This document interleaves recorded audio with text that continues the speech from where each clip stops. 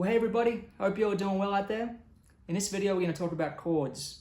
This is part one of a series of videos where I'm going to talk about unlocking the fingerboard of the guitar and developing your chord vocabulary. So I'm going to present things in order that I would recommend you absorb this information.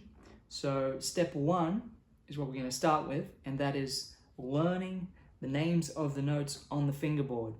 And you might kind of roll your eyes and say, all right, Joe, we don't need to know this beginner guitar stuff. But there's a lot of people out there who, you know, are good guitar players who can't tell you that's a G, that's a C sharp, that's a G, that's an E, that's an E flat, that's a C. And I don't think there's a secret to learning how to do this. I think it's literally memorizing the low strings first, E, F, F sharp, G, G sharp, A, B flat, B, C, C sharp, D, E flat, E. And then you go through the A string, the D string, and so forth. Now to make this a little bit easier, I've included a PDF and a guitar profile as a free download, so you can go ahead and practice memorizing the names of the notes on the fingerboard. And the chords that we're going to talk about are also, shown in chord diagrams and tab in the PDFs and guitar profiles. So check those resources out. Free download over on my Patreon page.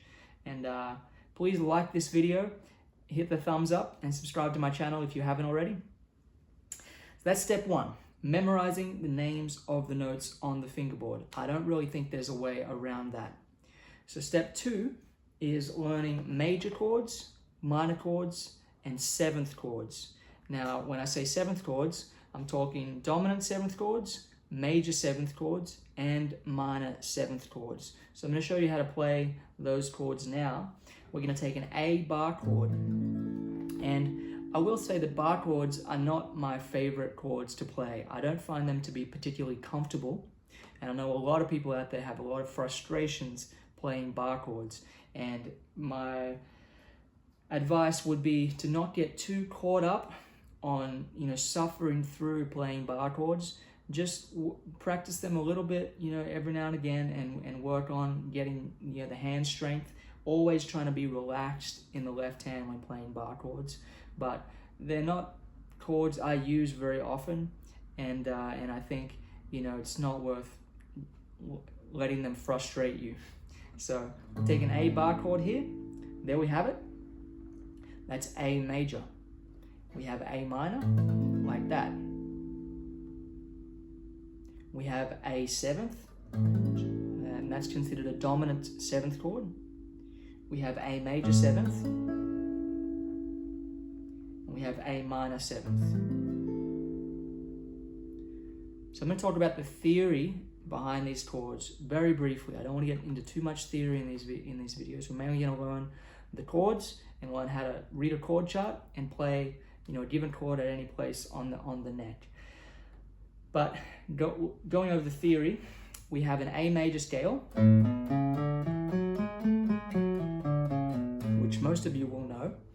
And if we count the degrees of that scale using numbers, we have 1, 2, 3, 4, 5, 6, 7, and then the octave, 8.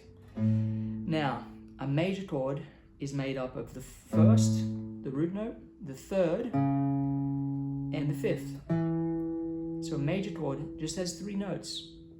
And you look at that chord and you say, that has 6 notes because there's 6 strings on the guitar. Well, some of the notes repeat. There's 3 A's, there's 1 C sharp, which is the third, and then the fifth, which is the E, is 2 fifths. So there we have it. So the first, third, and fifth are what make up a major chord. A minor chord takes that first, third, and fifth and lowers the major third to a minor third. So it's a flattened third. So it features the root, flat third, and then the fifth. So major and minor, that's how they're built. Now a seventh chord, if we take an A seventh chord, we have basically an A chord, and then we add a flat seventh, which is the dominant seventh note, which is G in the key of A. So A, B, 1, 2, 3, 4, 5, 7, there's the natural 7th, which is A flat or G sharp. We have the flat 7th, which is G, which gives us that dominant 7th bluesy sound that's used in a lot of blues music and jazz music. So that's the A7th. We have the major 7th, which is a beautiful sounding chord.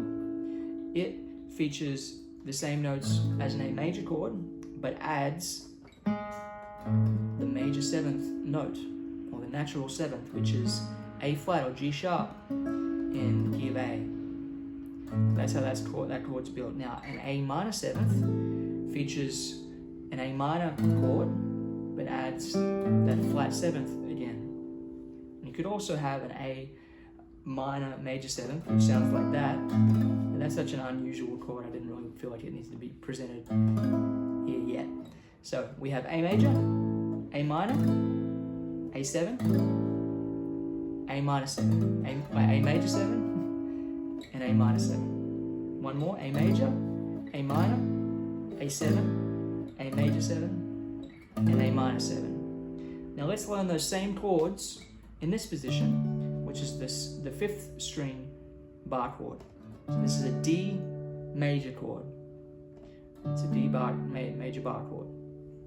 So there we have D major. D minor is played like this. So we just take that major 3rd, we lower it to a flat 3rd. Now this is how we play a D7 chord here. There we have it. A D major 7 is played like that. And a D minor 7 is played like that. So we have D,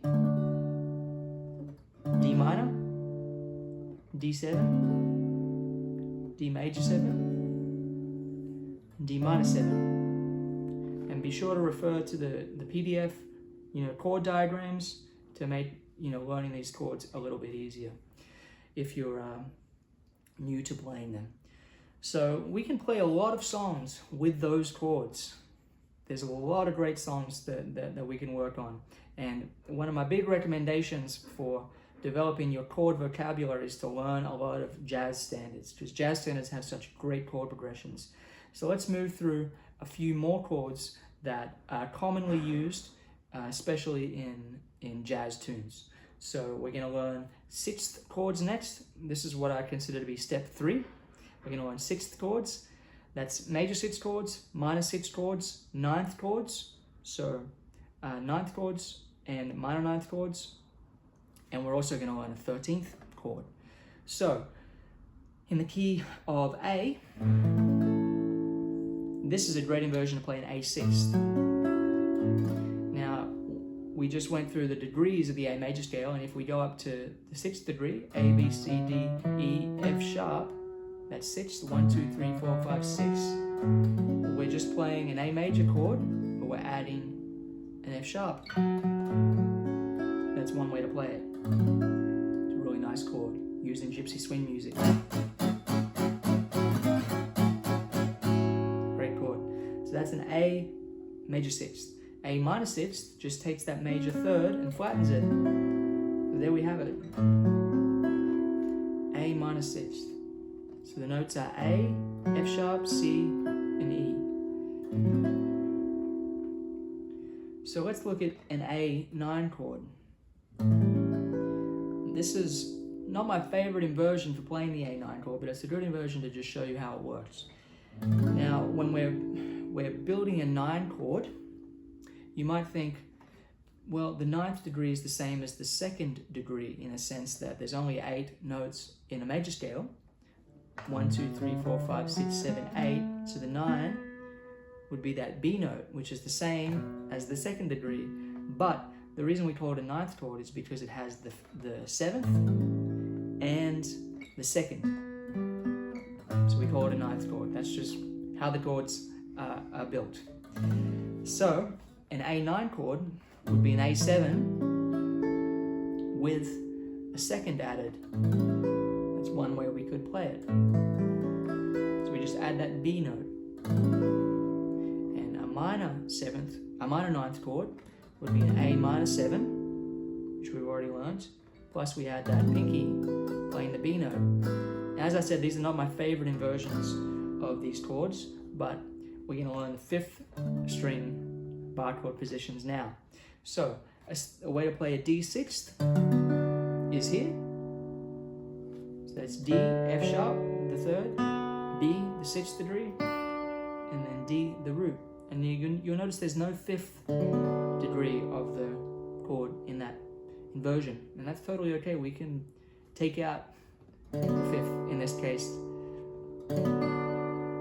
There we have it. It's a good way to play a D6th. A D minor 6th can be played like that. D, F, that's the minor 3rd. B, that's the 6th. And then D, the root note again. So we have D6, D minor 6. This is a good way to play a D9. So that's D, F sharp, C, and then the 9th degree up there. A D minor 9 would be like this. Just the same chord, just with that first finger flattened. To play a D, F, C, and E. So now we can play A6. We can play A minor 6. We can play A9. A minor 9. We can play D6. D minor 6. D9. D minor 9. So we can play a lot of tunes using these chords. So I highly recommend learning songs like maybe Sweet Georgia Brown, E7, A7, D7, to G6, D7, G6, E7, maybe A7, E minor 7, B7, E minor 7, B7, G9, walking down chromatically, finishing on G.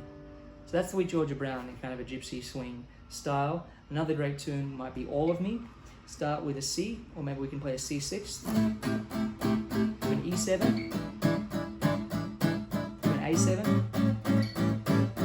D minor 7, A7, D minor 7, E7, A minor 6 maybe, D9, G7, C, or C major 7, E7,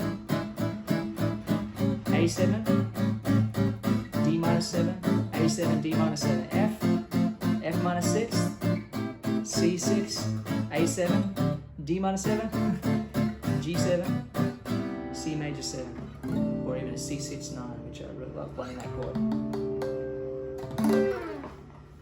So it's great to pick a few really good standards and just work through playing those chords. And being that you can play them on the 6th string, you can move that A chord up to a C, to a D, to a G. And if you found like G major 7, you could play it like that, because we know the major 7th inversion on in that position.